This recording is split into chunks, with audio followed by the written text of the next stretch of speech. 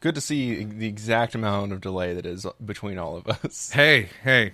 The important thing that we have to remember is that the delay would be so much greater if we were trying to do like old-timey radio, like AM radio.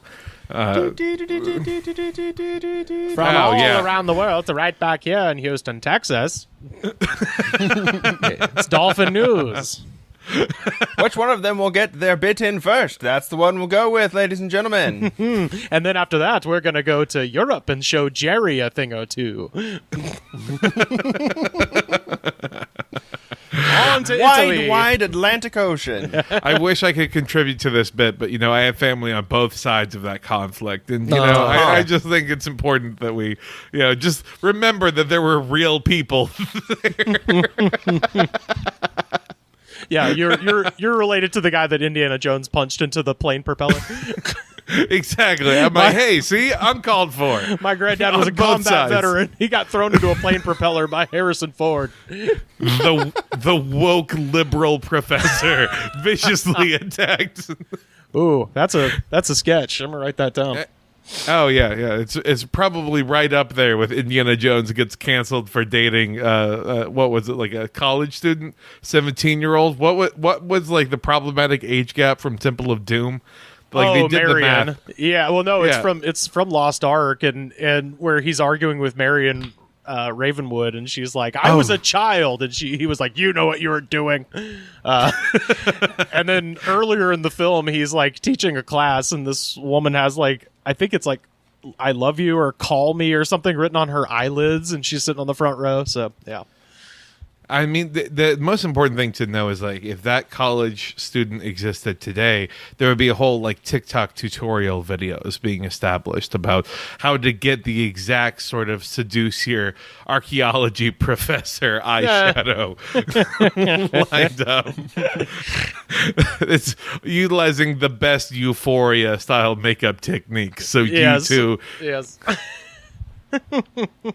I'm not super skilled in the world of online discourse, which is why I was so happy when Zach was bringing into my hemisphere of social media news that, number one, there's a group called the Try Guys, and number two, they're fucking nerds. So explain what happened, Zach.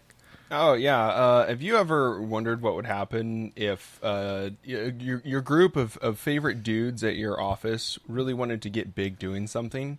And so they came up with the worst name possible for it because they were going to try different things. They're like, yeah, we're the Try Guys, but there's 4 of them, not 3 of them, so they can't spell it quirky. Oh, yeah. They also didn't want to like give off the impression that they were poly either, Or piss off the Chinese mafia. To be fair, I think Eugene is poly. Eugene is at least like queer. So it's only a matter of time before another one of them admits to being poly, and that's the ultimate line of defense, I think. Ned Fulmer has been exposed for cheating on his wife. Ned, my only personality is I love my wife. Fulmer cheated on his wife with an associate producer, someone that they've made videos with and like was connected with their work. So it's like a work tryst, because that's the only time he could have gotten away from his wife. It's the Try Guys. Try infidelity. Whoa! You won't believe it. Try getting canceled online. Getting canceled speed run. The guys try. My marriage is over. Ariel has custody of the kids. We're going to try to sneak into the house at 3 a.m. so we can see our children again. Shh, don't tell anyone. I'm having a camping trip in the bushes out back. Come talk to me, kids, please. I'm going to try to get around this restraining order. Wow. You've seen Adam Levine do it. Now watch me try to cheat on my wife multiple times. I'm available. I understand that the timeline doesn't make sense, but it really does seem like he's like trying to copy. He's like, now is the time for infidelity. Like, you have the Boston Celtics head coach cheating on his wife. You have Adam Levine cheating on his wife. He's like, it's now or never. Like, I got to do this. Our cookbook sales just weren't high enough. I need to try and spice things up. There's only so much much interior design that you can sell before all the interiors are designed. Cheating on your spouse in a pastel room, I think, is a special circle of hell that probably has to exist with these guys. Honey, put both hands flat on the shiplap over the farmer's sink. And let me try this.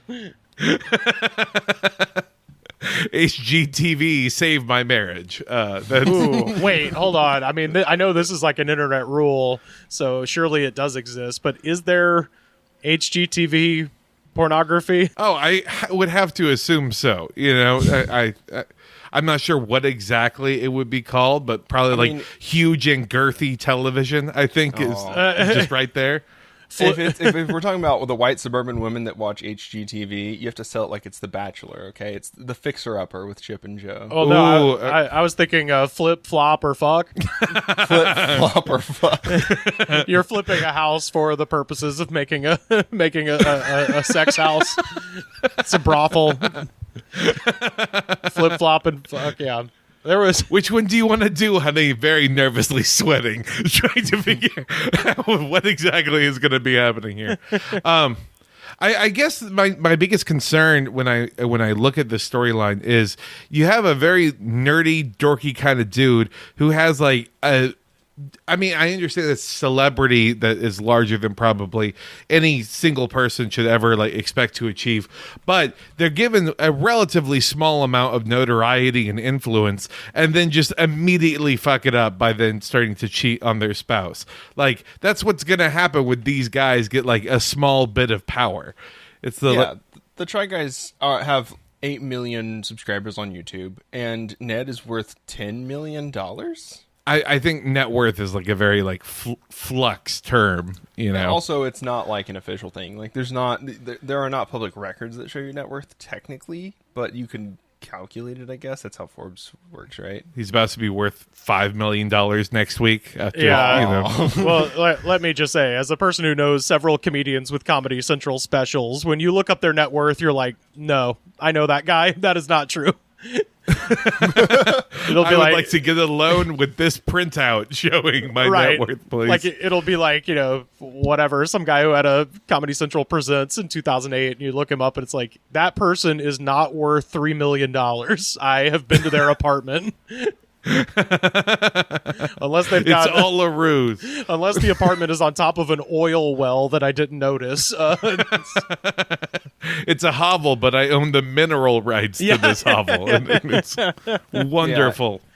Yeah. Even worse is that it's probably not his, you know, fun, quirky YouTube business that has made all that money. Ariel Fulmer does actually have, you know, she's the one that authored the cookbooks and does the interior design, and you know, like the one with the work ethic and, you know, dedication. Exactly. And the she's one that wanted to raise a family, that found somebody to like raise a family with, and you know, didn't have all that spare time to go, you know, mess around with other men. It's time. Ariel, please go find Adam Levine. He just announced his residency in Las Vegas. Just do it. Do it once, please. It's literally a 1-to-1 upgrade. Wait, okay. Is that true? Did he announce a residency in Las Vegas? Absolutely. Yes. Absolutely he did. Look, wow. The pan is hot. He's in the news. He's got to get the news out there. What incredible timing to become a Vegas act. Like, you couldn't have stuck that fucking landing any better than that moment where your career is just everyone. Which, first of all, with that whole thing, it's like, who didn't know that guy sucked just from looking at his tattoos? Like anyone who was surprised by the Adam Levine thing, you're just like, yeah, did you see the guy with the shirt off at the Super Bowl? Like, yeah, he's a fucking creep. I guarantee it. I understand. I do. But I'm going to lay out my defense for Adam Levine. And it's the fact that he has only dated supermodels and then cheated on supermodels with other supermodels, okay? Meaning Adam Levine's batting average, Victoria's Secret supermodel. Meanwhile, this Try Guy, his nearby associate producer, you know? It's like fucking the neighbor's wife versus like fucking the next, you know, upgrade 2.0 version. Fucking your boss's wife. Yeah, I guess. Yeah. But the thing is, if that's his baseline, where's the challenge? You need to move up a level. He needs to start going for nuns. Exactly. Maybe he needs to find like a, I don't know, probably religious, recently divorced, housewife with kind of like the wine mom vibes. She's trying to get over the heartbreak of splitting with her husband. There you go. An Adam Levine cookbook would go off, is all I'm saying. Yeah. What I cooked for Adam Levine for the 30 days where we did disgusting, terrible sex in his house. Oh yeah, it's this roast will cover up the smell emanating from all the rooms. Adam Levine's favorite cold dinners that were left on the table by his wife when he was out fucking other people. He will lay you out on the counter after you make these scrambled eggs. He'll be scrambling some other eggs, if you know what I mean. The secret is coming. That's it. Psychic Dolphin Garage.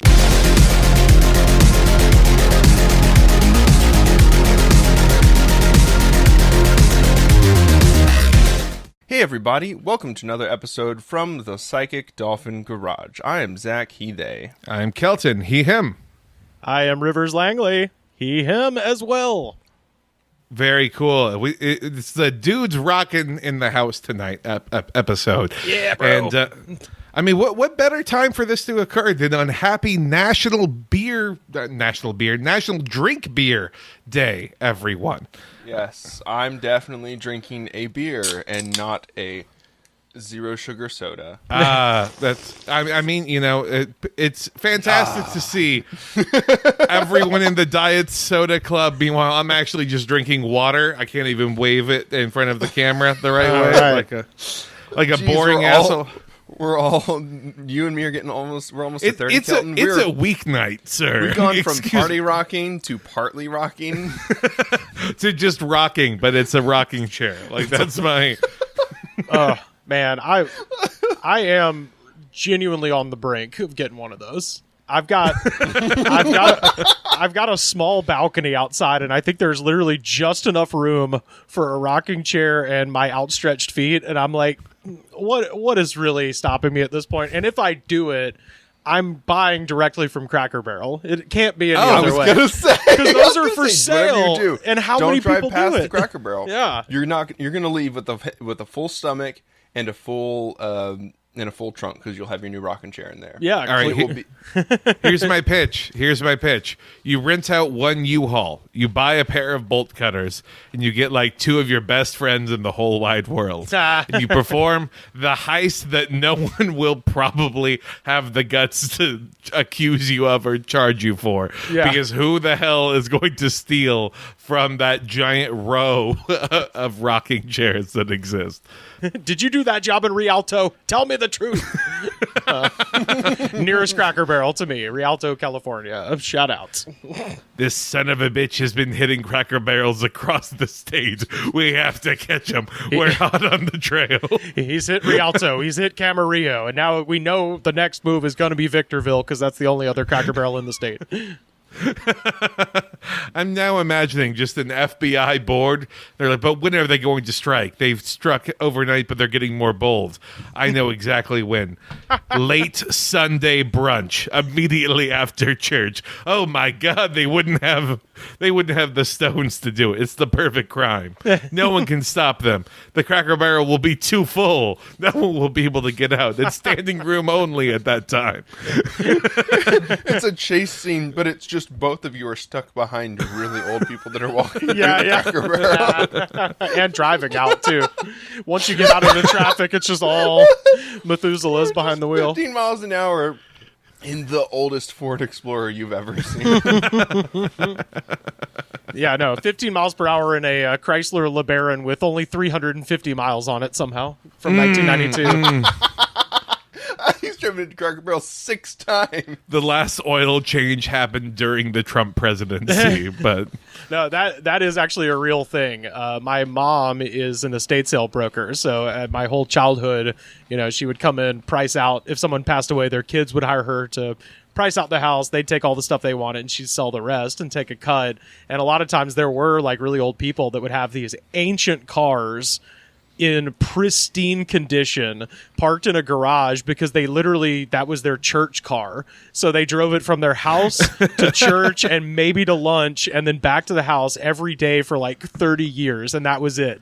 And so you would have like, I remember once there was a 1992 Dodge Diplomat that I think had 1,000 miles on it, and this was like 2011. Like hell yeah, it was old, man. And when I drove it, it was unreal. Like it was a brand new ancient car, new old stock, as the nerds say. Flashing back. Yeah, the golden age of America is long past us. Yes, that is some fucking like.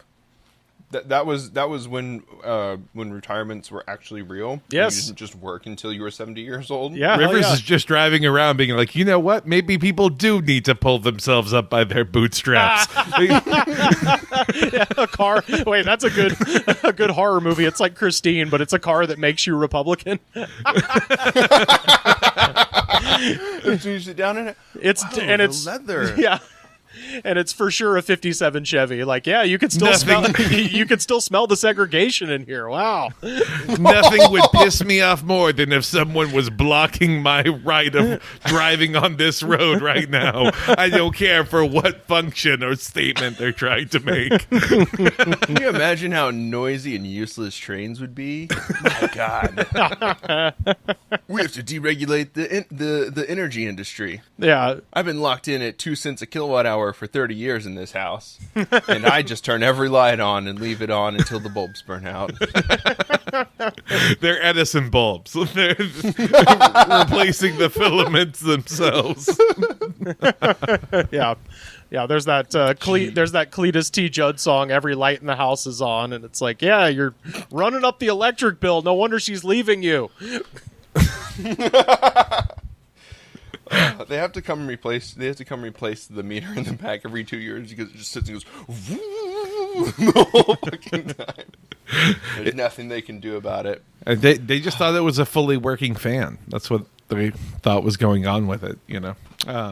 Let's see here. We got some news stories though to talk about. But actually, before we get into that, let me ask Rivers, how has your week been? Sorry for stepping all over you. Oh, no, it's okay.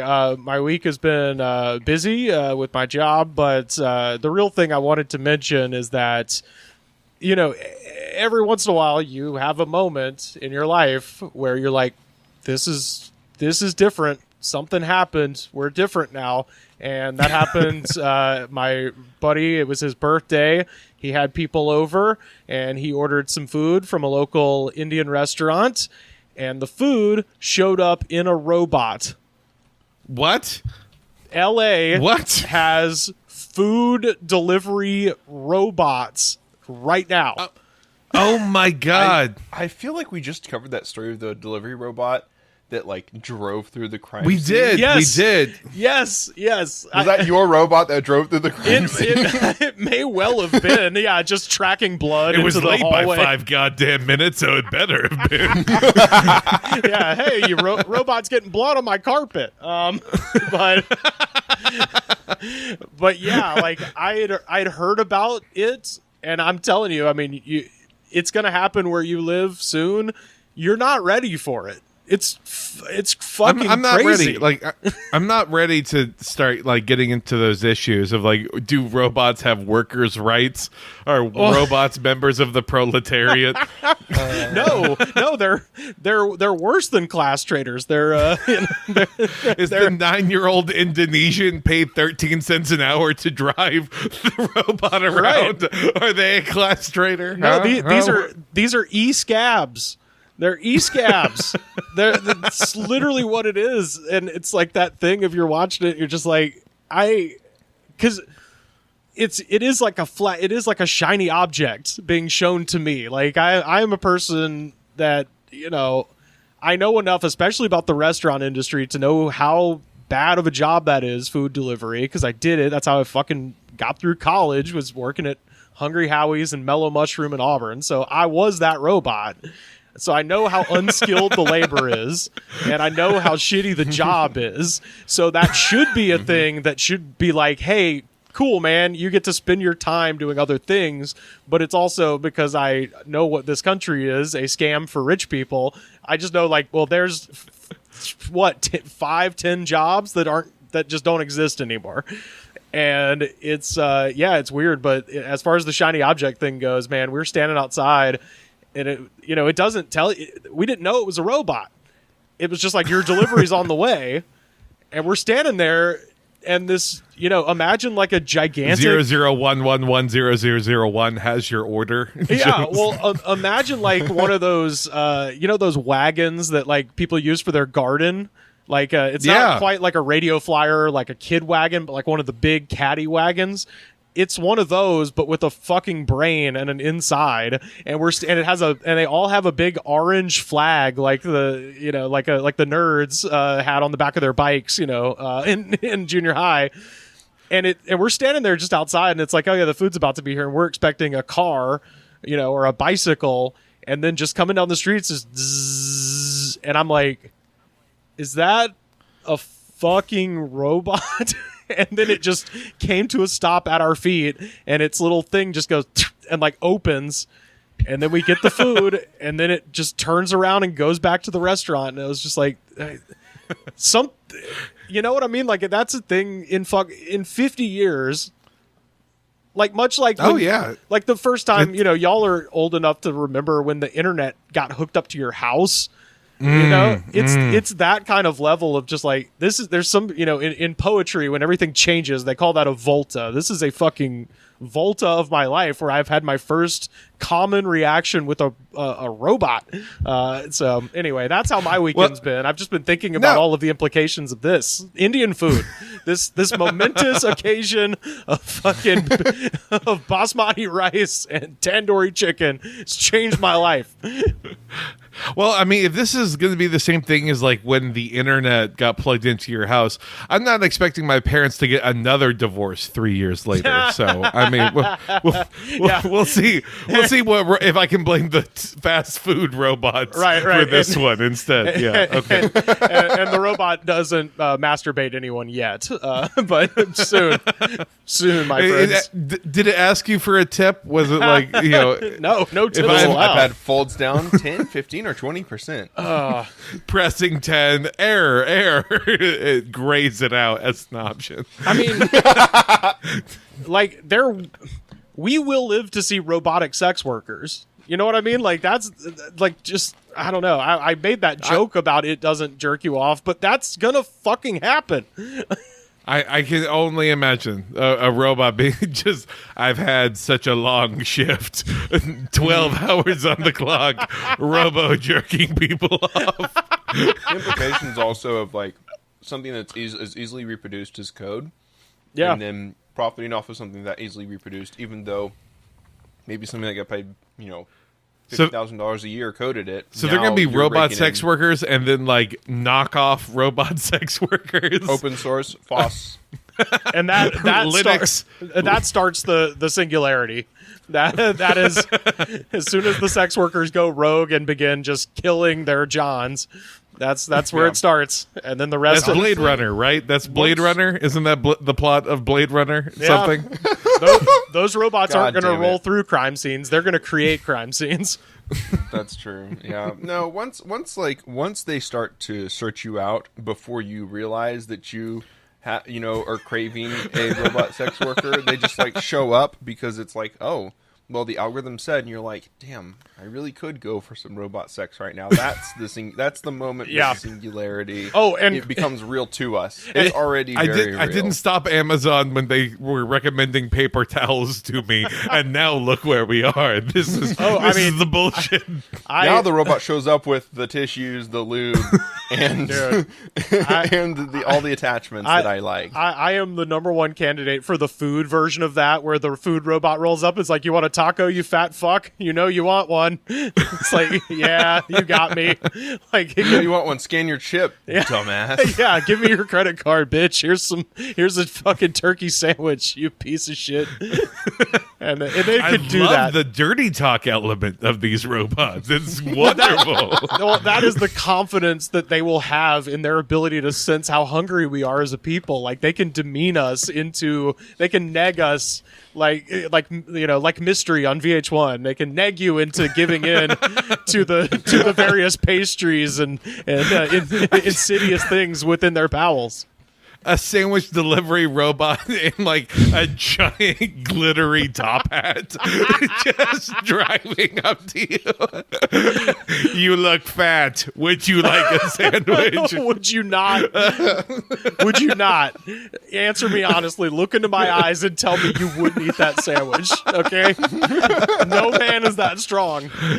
I've accessed your body composition, and I can tell that you are 18% sandwich. And you look like you want to be 20% sandwich.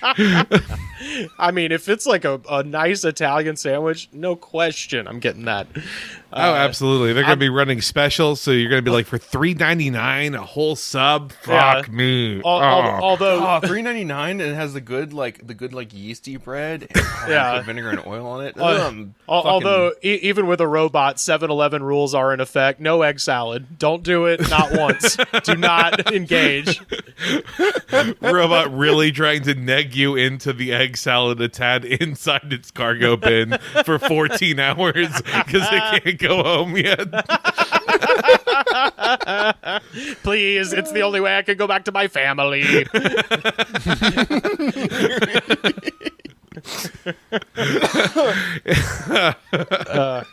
This is a great character. I enjoy it. I enjoy this food service robot.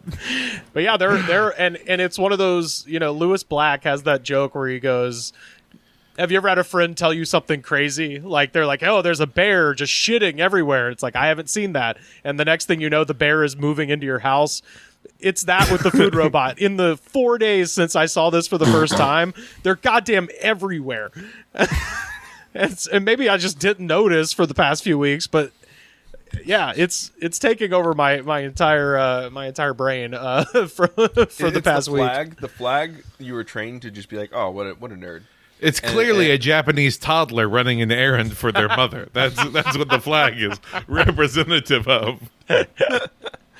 But yeah, I read up on him, and I'm so for this. Apparently, they've been in San Francisco because that's where all the horrible shit starts. But as far as the tech industry goes, San Francisco's a fine town otherwise. It's the most beautiful city in the world, wasted on tech bros, the worst people in the world. But anyway, yeah, apparently it's been there for a while, and they've had a what some are calling a crisis, what I would call a hilarious thing that everyone should do. Apparently, a lot of the unhoused folks in San Francisco have just been breaking those open with hammers and eating the food inside. I'm like, fuck yes. Oh, hell yeah. Yeah.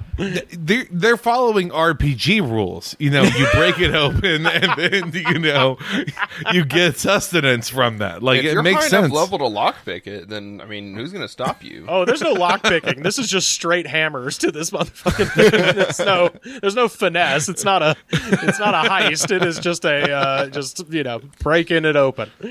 Let's jump into some quick hits, and then we can hit our big story. Let's do it. Well, oh boy, Kelton, I think you're up first here. Yeah, of course I am. I have breaking news, y'all. This is going to come as a huge shock to you.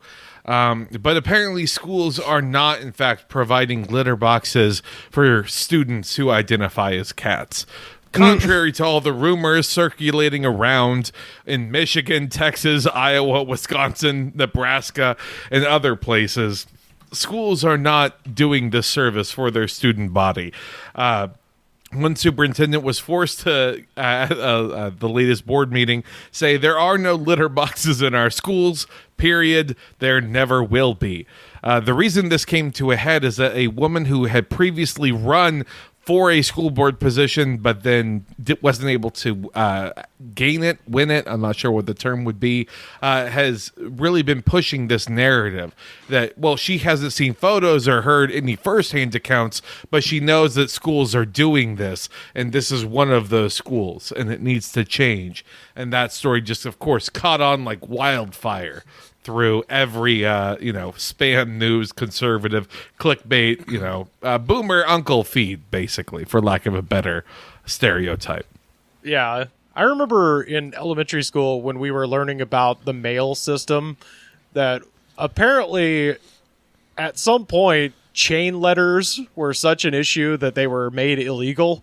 So that was, and by the mid 90s when this was going on, like I think nobody was doing them anymore, but yeah, I think all I'm saying is the internet was a mistake because it just made that not just legal, but the most common thing in the world, where crazy shit could just get started and then be intravenously injected into the veins of insane people all over the world. And I mean that. Sorry, I don't mean to cut you off, No. but I feel like I need to make this point because we do have some younger listeners who think, haha, look at those dumb adults falling for some random bullshit. If you found a TikTok trend talking about like, oh no, they have dirty napkins that are being put inside car doors, and it's actually a way to target your car for human trafficking.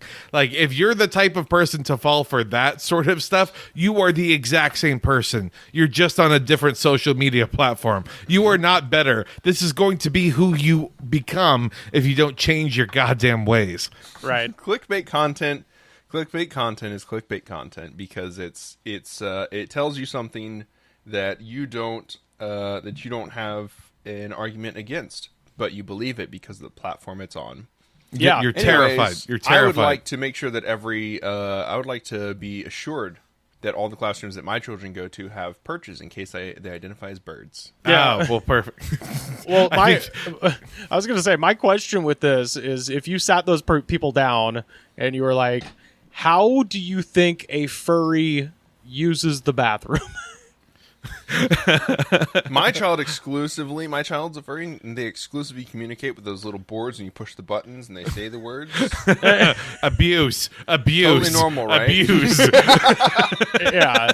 Like, do you think they shit and piss through the suit? Because those suits are expensive. They take them off to piss and shit. They don't need a litter box, you fucking moron. Yeah, they take them off to piss and shit on each other because they all have, terrible, terrible kinks as well. No, I didn't say on each other. I just meant in general, like to just use that to the normal alimentary functions.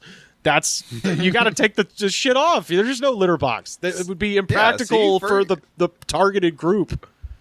Well, I mean, Hey, I remember when I saw like stuff about this circulating like a month and a half ago. Yeah. And I did a little bit of digging then because I was sent like a very concerned message being like, Kelton, are you aware of this? And I was like, okay, let me try and get to the bottom of it. And I just wanted to mention that there was a school where a bunch of students were putting on cat ears and putting on like dog collars and things. Yeah. But they were doing it as part of an organized protest because the school's dress code policy wouldn't let them wear Miller Lite and Bush Light t-shirts because this was a country as hell I was school. about to, can I guess where it is? It's either Ohio or Florida, right? Ohio or Yeah, Florida. of course. Maybe so, like, the middle of Pennsylvania, Pennsatucky as they call it. And so they were trying to protest the fact that they weren't able to wear, I guess, like their father's cutoff shirts to school for the dress code purposes. But they did find out that there was nothing saying Airbud rules, basically, that you can't have dog collars or that you couldn't wear cat ears. And so they were doing that. And that, of course, I think is kind of what like through word of mouth got exaggerated and things like that. But that's, I think, the actual thing, which was a group of kids were being, I think, remarkably clever about highlighting a hypocritical standard inside a school's dress code. And then it's just been taken by everyone's hateful grandma into being like, oh no, the people who dress up like Tony the Tiger are trying to, make my kids shit in a bucket. So That's because it was someone's hateful grandma that wrote those rules in the first place, and she's pissed off that they found a way around it. So Yeah. the one actual furry at school that's also working as the mascot is like, yeah, no, those furries, crazy, right? Oh, wild. anyways, I'm going to go dance in this for several hours. Where to thousands of practice. people will cheer me on. Yeah, this is instilling something deep inside me. I will stop short of making any sort of "the children will save us" type broad statement, but they are funnier than we were. That's the best we did was we would have a meeting outside the classroom of a teacher that we hated, and would just come up with organized ways to annoy one person. It's like, no, annoy the whole school board. Go for the fucking creating gold. rumors that would destroy that guy's life. Like maybe he's gay. Yeah, the worst thing that you could possibly come up with in middle school. No, ours were we would do this thing where during the this was awful. Everybody would take their wallets out, and while the teacher was talking, we would just flip them like this. Everyone, 26 students, just staring at this woman in the eyes and just flipping their wallets and shit like that. And she would just be like, "What are you doing? You just stop!" Like she would just. It's amazing how Twitter and access to an Amazon Prime account can just increase the quality of the shit that we do in high school by leaps and bounds. The class under me, there was a woman who just, is whatever, angry, awful teacher. And there was a kid who had a watch that would go at noon. It would just go beep, beep. And that's it. That's the only beeping the watch would ever do. And she like lost her shit on this kid one time. It was like, turn off the fucking watch, and was just like screaming at him. So they went to Walmart and bought a battery operated alarm clock and then set it for noon and hid it up in the ceiling under the tiles. And hell yeah. So at noon it just started going bam, bam, bam, bam, and no one said shit. Like no one snitched, and she just lost her goddamn mind. Oh my god, it's 10-foot tall ceilings, so you can't even stand on a desk or a chair to get up there, I bet. Yeah, because our classroom size, Good. every kid's in a desk. It's like, you're going to stand on my desk? What are you doing? Any teachers listening to this, never show weakness in front of your students. What the hell is wrong with you? I don't care if something like bothers like you innately. Do not show weakness in front of these godless sociopaths.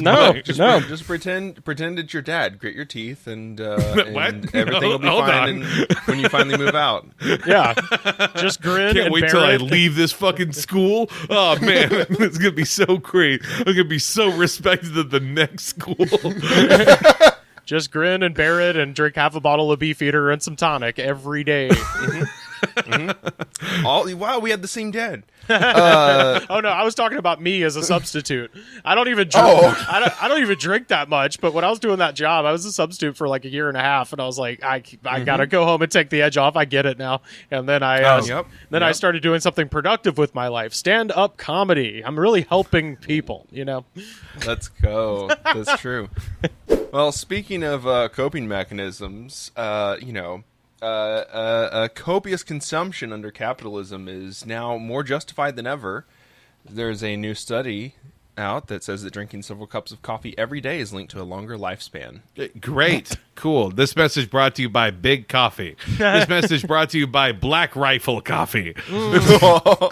Don't worry, our valuation was not at all an attempt to balloon our value so that we could sell stock and then get lots of money for investors and then waste it on everything. And then when our value actually crashes back down, all of the founders of the company would then have, a safety net for themselves, and we don't care about our workers at all. No, don't. I mean, they don't have to pretend to care about their workers. Come on, they are in the coffee industry, right? Dude. Come on now, they don't care about the people doing the baseline effort. It is more harrowing the further along in the process you understand. Yeah. The coffee industry, industry leaders, Starbucks, who are union busting, all the way down to like your local brewery, roastery, whatever they fucking call that shit, where just the most insufferable people. Oh, I was talking about the also the slave farms that exist I was for the gonna coffee say, yeah, it's bad. All of that's bad too. Don't get me wrong. This isn't like oppression Olympics. I'm just saying that coffee is one of those things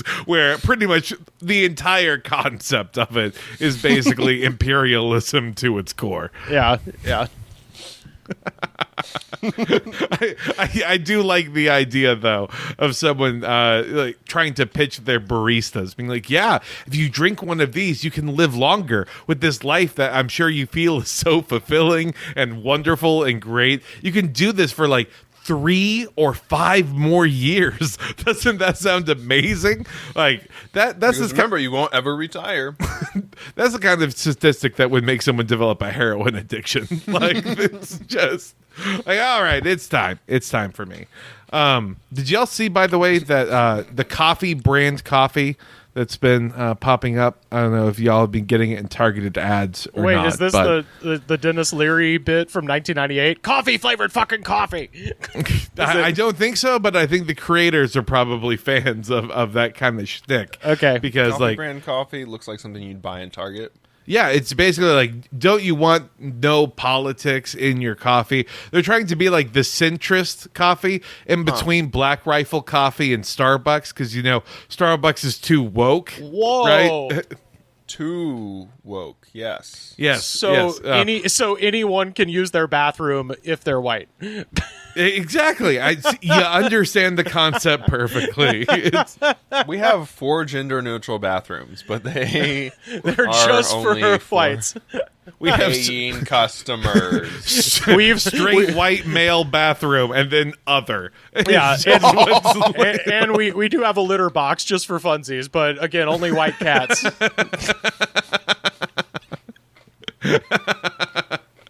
That school board runner up rather, just clutching their pearls, sitting inside the cafe, looking nervously, wondering who's gonna do it.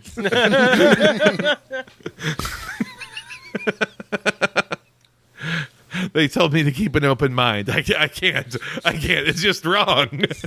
You know, back in my day, we all used the playground sand like it was a litter box. So I don't know what's wrong with kids these days. Too scared to drink water from the hose and shit in the playground. I would love a back in my day furry. I think that would be like really dope. Meow, you see? Back in my meow day. We have the milkman pour his milk all over me every morning. Oh, You have to God. get some. Oh, no. Oh, I think there's a little bit of old milk, Mr. Milkman. Pour it all over me. I've been so bad. I need to go to grade school after this. I know you're my real dad anyway, so it doesn't matter. This is fucked up on several psychological levels. And the worst you can say is, oh, golly gee. Yeah, that's right. And then Vietnam happened. So we move forward.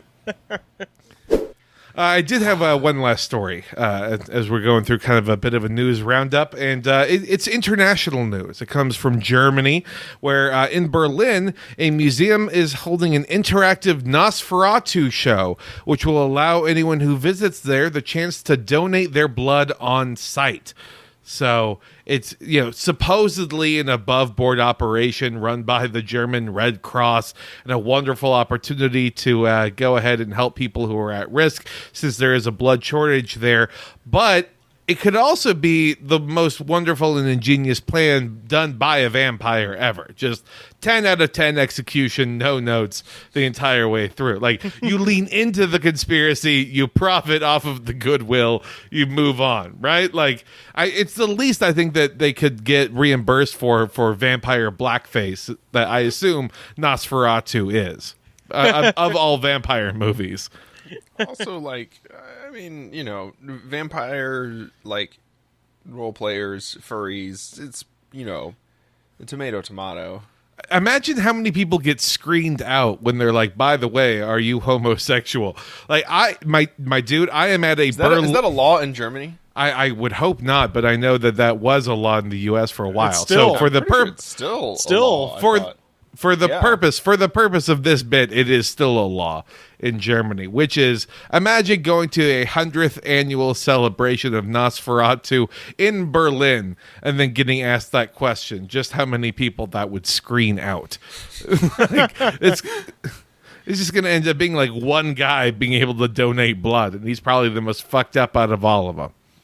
Wow. So apparently Germany eased that regulation last June of 2021. So they saw their opportunity. They're like, all right, gays and theys, it's time to donate blood. It's Nosferatu interactive experience time. Hell yeah. Yeah. The Crimson Night is upon us. As long as they haven't had sex with another man within the last year, then you have full rights to donate blood as of 2017 if you are gay or bisexual. Why do you want loser gay blood? Like, what? What's wrong? He can't pull? Exactly. I You don't tell me want this the man blood. couldn't pull? I don't want his blood. Imagine being told that you had like Adam Levine blood coursing through you all of a sudden. You're like, I mean, I feel a little weird about it, but my God, like I feel more powerful. I have like a sleeve tattoo forming somehow. That's how blood works, right? Like, You also can't get. You also piercings and tattoos can also prevent a blood donation. at a goddamn interactive vampire thing, they're saying piercings Telling you, and tattoos. we're whittling down everybody that would show up to the vampire. They are fucking literally show. trying to get virgin blood because that is the only person. No piercings, no tattoos. Hasn't fucked in a year at least. Sure, a year. You know, just some sniveling little Renfield type, just being like, oh yeah. I guess the last time it was with definitely another person was over a year ago. Yes, absolutely. I mean, having a blood donation spot at an incel rally is not the worst idea. Fueled by hate takes on a new meaning. None of them are cool enough to do any drugs that would interfere with blood donation. Yeah. God damn. I mean, I also think they're probably like, because in their heart they are cowards. So, it's they probably don't do needles, but it's worth a try. Yeah, I mean, the tattoo requirement makes sense for Germany because, like, you don't want, like, the wrong kind of tattoo popping up all of a sudden. And then you're like, oh, shit. Yes. Oh, no. Tattoos are carried in the blood, so... Weirdly enough, this Red Cross is demanding pure bloods only. I'm not sure what could get mixed up with that messaging on their part, but they want pure blood only. Pure A plus blood. Yes, pure A blood. One drop rules are in effect here. God damn. At this time, we'd like to thank all of our patrons for their continued support of the show. Y'all help turn the Psychic Dolphin Garage into a Psychic Dolphin home. Specifically, we wanted to thank Scott, Tim, Frater LVD, Jorge, Rufus, Not a Mole Rat, Eli, Melwin, Dr. Sophia, Olive Lotion Wizard, Alex, Lizzie, Broops, ASM Marxist, Dylan, Kira, Cody, Comrade Kometka, Nicole, Pizza Paws, Ian, Knightley, Drew, CJ, Jacob, Philip, and the Humidifier. Now, if you want to give us a couple bucks a month and listen to an extra bonus episode every week, head on over to patreon.com/Psychic Dolphin Garage. Thanks. All right, big story going on right now, y'all. This is the biggest thing in Texas. This is the biggest thing happening. Florida's is underwater. Iran is cut off from the rest of the world, like Texas. Yeah, that's right. It is no better example of the Texas story than a barbecue feud that is existing. Yeah. And I know people aren't listening, or aren't listening. I hope you're listening, but aren't able to watch. But Rivers is in theme right now. He's got on the Louis Mueller barbecue T-shirt that's happening. Taylor, Texas, motherfucker. getting into the theme of this because there has exploded a feud recently between two competing barbecue places over in Lockhart, Texas. As Shakespeare said, two smokehouses alike in dignity. Well, I don't really want there to be the headline "The blacks are at it again," but it's applicable in this situation here because it's a family called the Black family, there are two barbecue places. One is called Black's Barbecue. The other is called Terry Black's Barbecue. They're different establishments from, again, the same Black family. The Black family has been operating a barbecue house, Black's Barbecue in Lockhart, since 1932, and it's won a whole bunch of awards, just across the board, viewed as one of like the biggest and best that Lockhart, Texas has to offer in the name of barbecue.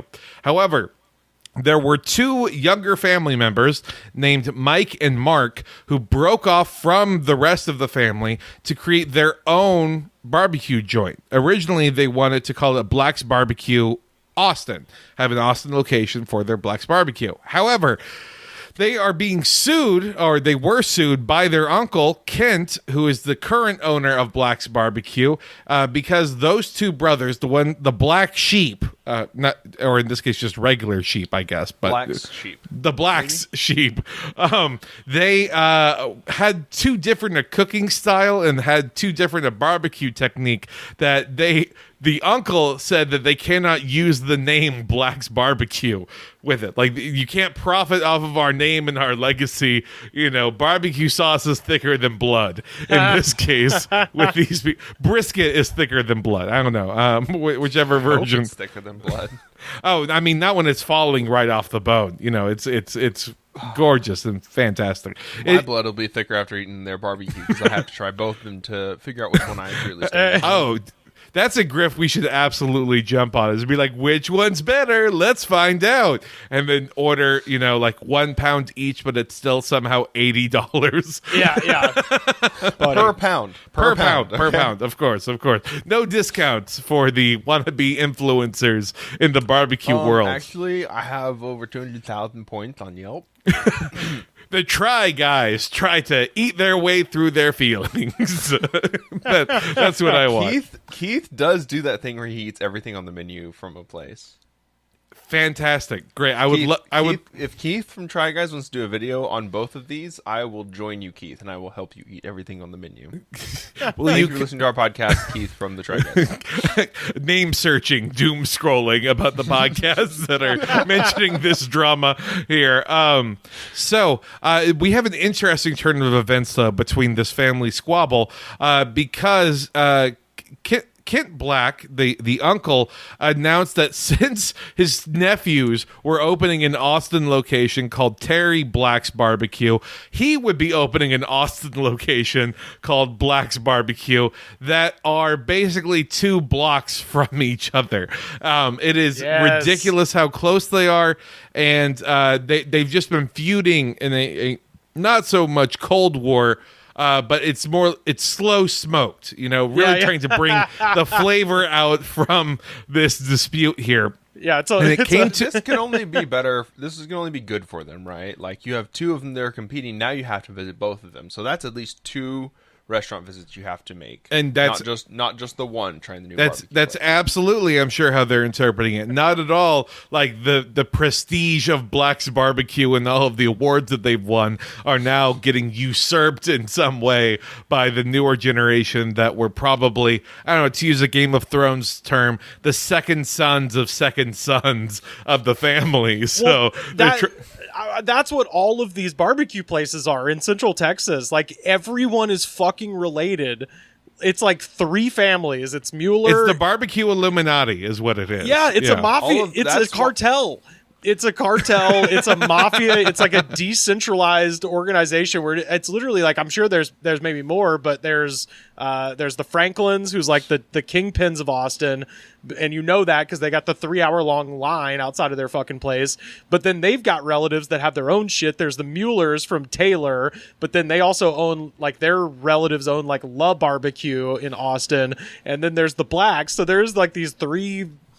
Probably more, but as far as I know, like 3 families. And I would just love to, just as a social experiment, try to step on their turf. Like, if I was like some crazy asshole billionaire with a bunch of money, I would just step on the turf and just report on what happened, because there's no way there's not like threats of violence at the minimum for like newcomers and outsiders, because it is that thing. If you look up any of the barbecue places in Austin, and please tweet at me if I'm wrong, but you look them up and you're like, oh, that's so-and-so's wife who married the cousin of the other family. And then from that marriage, very, it is. It's like, well, and they inherited that recipe, and that really made them mad because they owned the rights to that recipe, which is the key ingredient for these 4 different kind of sauce blends that they sell a la carte at the counter, and they can't sell it, blah, blah, blah. Yeah, right. It's a movie waiting to happen. It's like, like car dealers or, there's a million like of these very niche jobs that are so deeply entrenched within these like these competing families and dynasties and stuff like that. And that is, if only one of us had like connections to the LA scene, like that would be like so cool. But none of us do. Well, no, I was going to say like, here, there's a spot called Ray's Barbecue. And even that guy who owned that place, and I think he passed away pretty recently, but he was like the pit master at Franklin's in Austin for a while. So even though he's not blood related, he is still associated fucking, 1,000 miles away on the Pacific coast. He's still in La Familia. Like he's in the orbit, and, and I guarantee you, I can say this without hesitation. There's probably a similar situation going on in Los Angeles with like the taco trucks. Like any business like that, where it is just this, large collection of independent operators and stuff. They've all got to kiss somebody's ring at some point. There's got to be like a nefarious guy behind the scenes somewhere, or several, several of them. But yeah, this is what we do. Brisket taco truck. It's the game plan. It can't fail, can't miss. We'll just. I think I think La Barbecue had that. I think that was like kind of their thing, and even they like they got indicted for stealing $350,000 from their workers. Not to jump ahead. Oh hell yeah, Jesus! Yeah. Well, hey, wouldn't you know it? That actually leads us into the scandal. Actually, that came into light here because. This Black's Barbecue joint was ordered to pay $230,000 that they stole in tips from their workers after it was revealed that the employer gave a portion of employee tips to the restaurant managers, not to the actual employees, which is just wild to me. Okay, who dropped the dime? Like you would assume the workers. But convince me it wasn't somebody from Franklin's or somebody from Mueller, like that was just chatting it up with somebody that works there. It's like, oh, start recording conversations. Let's rat these fucks out.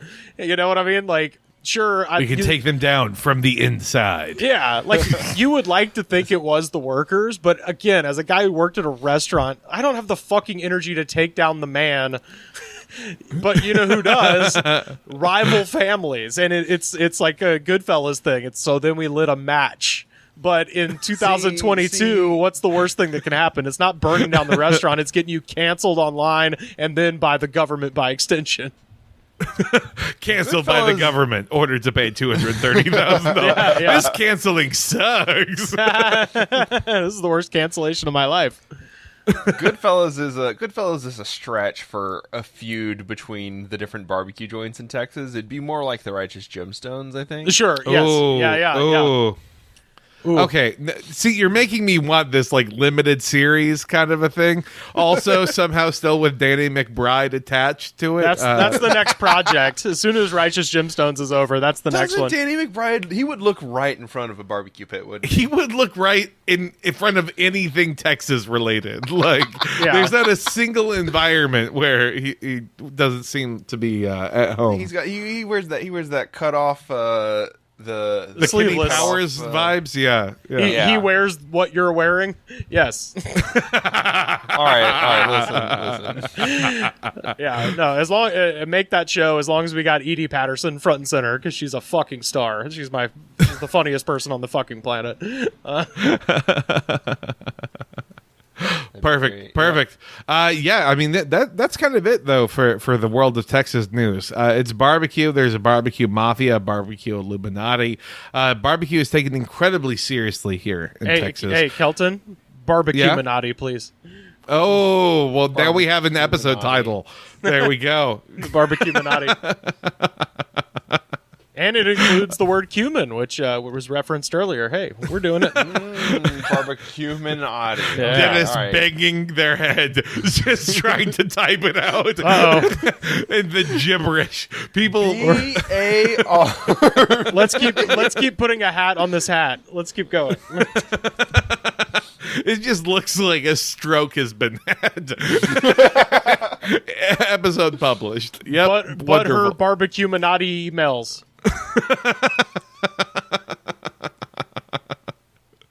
Oh, goodness. Well, we're running a little bit long. Otherwise, we would do some listener questions and things. But we will save that for next week. So no worries. Yes, everyone listeners, here. I am as sexy as I sound. That's right. More so even. But that's just the barbecue shirt, working its magic Hell yeah. over all of us. On me specifically. Zach feeling self-conscious. Like I should get a barbecue tank top that you wear to the gym would probably go off. Like that's how people make. They would start conversations with you so easily, and probably also give you COVID too. But I'm not gonna lie to you. It's pretty hot in LA right now, and I got a pair of scissors around here somewhere. I would do it. It's hot. There's something about going down to my home gym now and like getting all dressed up to go look at myself in the mirror. Ooh, okay. As on a leg day. You focus on you. As long as you are making you happy with your results, you can have as much brisket as you want. Damn right. It would be a chicken thighs. It'd be a chicken thighs shirt, is what it would be. Okay, chicken thigh barbecue. Like that's not a thing. Come on now. Oh yeah. That would go off. That would be amazing. Man, I just in the last year, I've had my mind blown by chicken twice, which I didn't think was possible. I thought I'd eaten all the chickens, but shout out to Saw's Barbecue in Birmingham. Went to go eat with my friend Nick. He was like, "Got to try that smoked chicken sandwich," and I was like, "Damn, man, I'm at a barbecue place. I want that pork. I want that brisket." And he was like, "Nah, man, trust me." And I got it, and I was like, "God damn!" I just had my mind blown by chicken. Flew back to Los Angeles. Went to my friend's birthday. He had it at a. This is like the perfect LA place. It's a bowling alley with a coffee shop that's open all night, and the coffee shop has breakfast coffee shop type stuff and a full Hawaiian menu, and they had a garlic chicken with bacon fried rice that just knocked my socks off. So whoa, so come see me in LA. Wait. You're telling me I can bowl, I can eat bacon fried rice, Yes, the chicken, and presumably there's a bar there, so I can get plastered while bowling, and eat some dank ass fried chicken. That sounds fucking amazing. Yeah, dog. Smoke bowl, and smoke bowls. Yeah, and weed's legal. Yeah, and legal and then weed. and then a bowl. Exactly. Fried rice. Oh, that would bowl me over pretty good. Hey, buddy, come see me in LA, baby. We'll go do it. Zach showing up at your house roughly 36 hours later, just like, "What's up, huh? Over here. That's fine. Let's go. I got my chicken thighs cut off. Let's go. Hell yeah. We'll go hit Korean barbecue. We'll do the whole thing. A tourist, the tourist experience. We'll get Indian food delivered by a robot, and I'll ruin your week with the implications. It'll be fun. Tracking Don't worry, blood I'll break into the robot. I'll Just- break into the robot five blocks earlier so that we don't have to pay for it. It's perfect. Oh, there we go. That's how we meet my budget necessities for an LA trip. We'll jump delivering the robot it to in your an alleyway. neighbors. Just Put on time to Bruce Wayne this motherfucker. Ooh, wait, that's a good Batman angle. Batman stops people from busting open the robots. Like, get away from the fucking robot. You understand how many hardworking jobs are needed for this? Oh, God. Oh man, yeah. The Wayne Industries is making the robots, and so now Batman is relegated to stopping people from breaking his own robots. Oh man, God, worst timeline. that was a prototype. this one sucked your dick. You ruined Why it. did you break that one? Why? Martha. Yeah, it's called Martha. Oh no! It was named for Superman's mom, not my mom. You fucking weirdo! That's more questions. I have more questions about why it's Superman's mom. That doesn't help. Well, that's when we bonded. We bonded over that moment. I was gonna kill him, but we had the same mom Superman's name. mom bonded, apparently. Damn. Yeah. Cumin, Superman's mom. Cumin. Rivers, where can people find you? What projects do you have going on, and what do you want them to go check out? Well, yeah, you can find me on Twitter and Instagram at Rivers Langley, and I do stand-up comedy, and I'm going to be down sort of adjacent to Texas coming up next month. So if anybody is anywhere near New Orleans, you can come see me on October 19th at the Hi-Ho Lounge and on the 21st at the Dragon's Den. Both of those in New Orleans. I've got other shows in Mobile, Alabama, Auburn, Alabama. Got a lot of stuff coming up. So come see me if you can. I also do commentary for Wrestling Pro Wrestling, which returns to the Burbank Moose Lodge in Burbank, California, October 29th for Creepy Crawlers, Beefy Brawlers 666. So come see me at that, and you can check out my podcast. It's called The Goods from the Woods. We've had Kelton on a couple of times, and check it out. It's a fun time. Awesome. It's so weird when someone has actual things going on in their life. Like, it makes me feel so bad by comparison. And it's like, yeah, or just, find me online doing what I always do. Recently binging a lot of Dimension 20 and falling in love with Brennan Lee Mulligan all over again. So, you know. Falling in love with my dad? With my dad? My dad. With my dad? No, that's very cool. I hope people are able to check you out over in New Orleans, and then also, Pro Wrestling is amazing. So, Zach, what's going on in the wonderful world of the show? The show is posting episodes regularly, and it's You're welcome. Places, You're welcome. and it's normal places where you have always found us and always will find us, and we are there, and you can find us there, and that's what we're doing with our Perfect. lives. Yeah, that's what we have elected to do. It's wonderful. We're not The at all. the hosts are in at least 18 separate fantasy football leagues currently.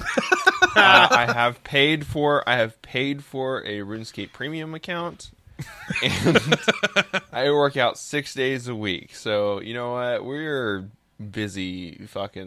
We're busy. Oh, I mean, you are not ready for my wires to get crossed like they're about to get crossed later on this week, man. It's going to be wild.